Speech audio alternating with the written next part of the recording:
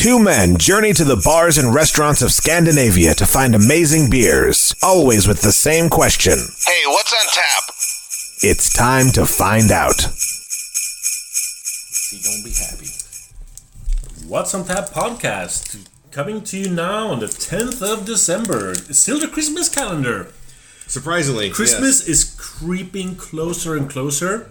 By the hour. I'm still not done with my Christmas shopping. I'm filled for you. I am the worst person in the world. No, it's not true. But I do... fine. Matthias is. 80% of Sweden is not done. Yeah. Yeah, okay. But I do have a beer in my hand that is picked from our sack of Christmas presents. What you're saying is picked fresh from Matthias' sack. Yeah. Sure. I don't think this contains coal. Well, My sack does. Oh, yikes. what you're saying is it might be a protein beer? Yeah. I'm gonna open it. All right, tear it open, man. Open your present. Ooh, it's some kind of lambic. Ooh. Ooh, it's a Girardin Black Label Gueuze. What, can I see what the year is before I can say. I know. 2014. Nope. No. 13. 2013. Wait, it says 14 on the cork. But They Girardin labels their corks with the 1 year after bottling date. Whoa, mind blown. So it's a 2013 Black Label Girardin. I figured that no advent calendar In the world? Exactly. No advent calendar in the world should be without the best lambic there is. I agree. Well, the best Gueuze there is. So to all the listeners, we packed the beers before. We put all the beers in like the same pile. So Matthias did not pack this after he drank my Cantillon Gueuze. No. This was a happy coincidence. I love it. Love it. Maybe Stefan will be grumpy man. I don't think so. I don't like what you like. Look, I will tell you that I do like Black Label Girardin better than I do like Cantillon. A lot of people do. It's gonna be great. Is that enough? Or we need to like... Black Label Girardin is Yeah. probably, well, it is the best Gueuze out there. So, First of all, I just love the color on this. This just has the most beautiful amber color of any of the beers we've had so far. yep. It is just an absolutely gorgeous beer. It is gorgeous. Oh, it smells so cheesy and so like... Oh, it just smells amazing. Yeah, this is... It does. Honestly, this, when it comes to Gueuze, is hitting all of my notes of what I'm looking for. Nice. I think it's just so hard to explain and describe this smell of, like, for me it's like apples and pears and like cheese rind and Oh yeah. because it's the weird flunkiness with this hint of sweetness on the nose, almost like when you get like a brie and you mix like fig jam with it. It's kind of like that almost. Yeah. I want to taste it. I want to taste it so bad. Cheers. Cheers.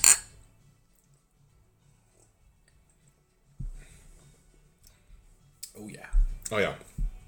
See, It's so mellow. yeah. That is hitting I think- many spots.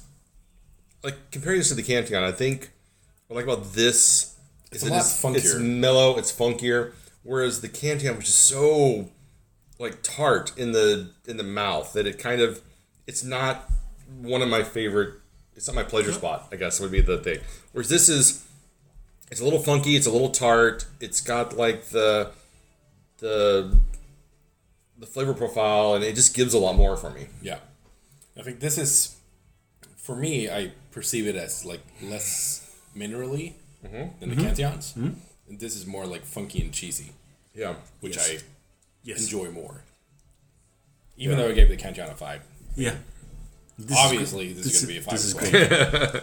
This is better. Spoilers. This is better than the Cantillon for sure. Yeah. I think just like, and I think the most amazing thing about like the Black Label Girardins is like they cost freaking nothing at the brewery.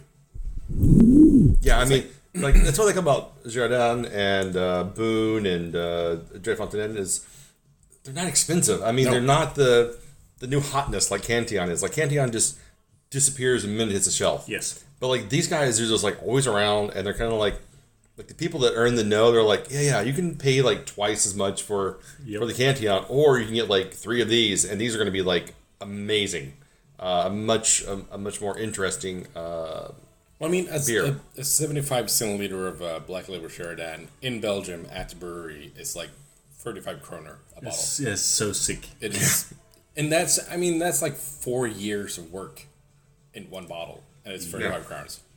That's just, I don't get it how that comes together. By U.S. standards, that would be like $3.54. Yeah. For like a wine bottle. Yeah. Of Gueuze. Probably the best Gueuze there is. Yeah.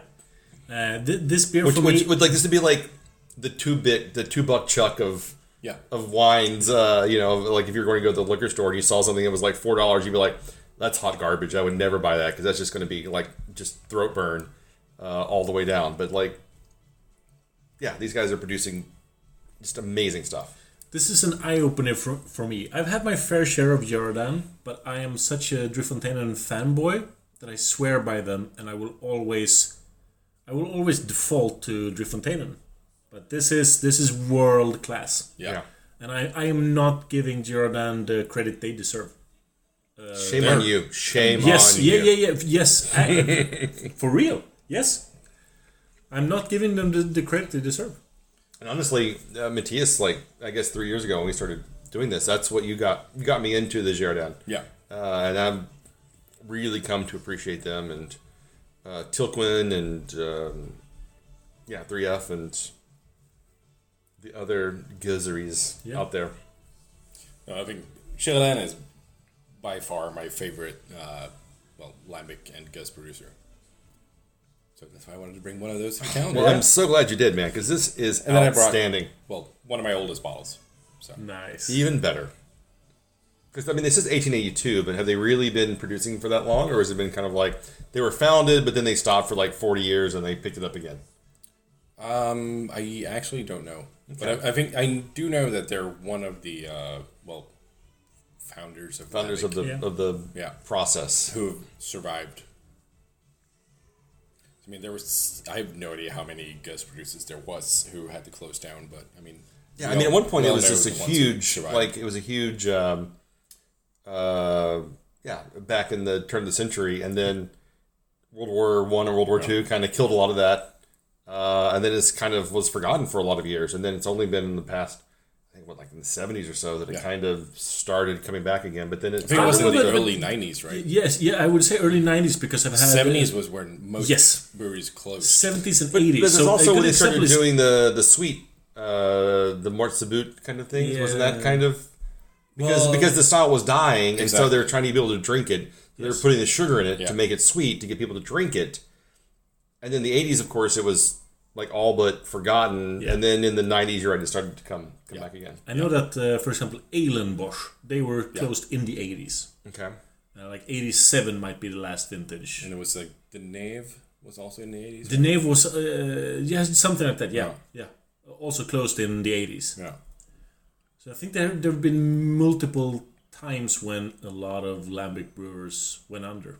I think the cool thing about Girardin is also their integrity. Mm-hmm. So, I mean, you used to be able to get them on a Trade Gourmet, the website, the beer shop, but it would always have a disclaimer saying that they would not sell it to U.S. residents because of the price gouging in the U.S. Ooh. So you used to be able to buy it if you were in Europe or I guess other parts of the world, but U.S. residents were not able to buy it because they would be denied. Mm-hmm. But now you're not even able to get it there. So and it seems like it's kind of completely disappeared almost. Yeah, so you have to basically go to the source at the brewery. Wow. That's awesome. Which is fine. I mean, it's a super nice place. So what I'm hearing is 2020, road trip. Yep. That'd be awesome. We should definitely do that. We'll fill up the soccer mom wagon with Girardin. Yes. Perfect.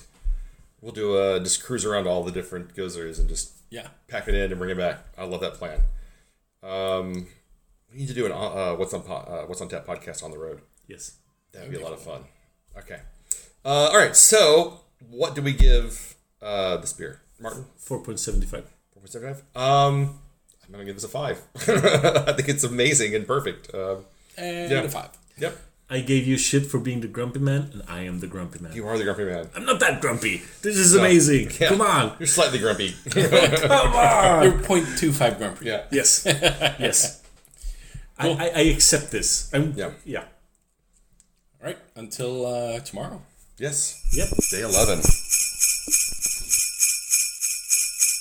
This podcast is part of the Pod Syndicate family. For more criminally compelling shows, articles, and conversations, head to wearepodsyndicate.com.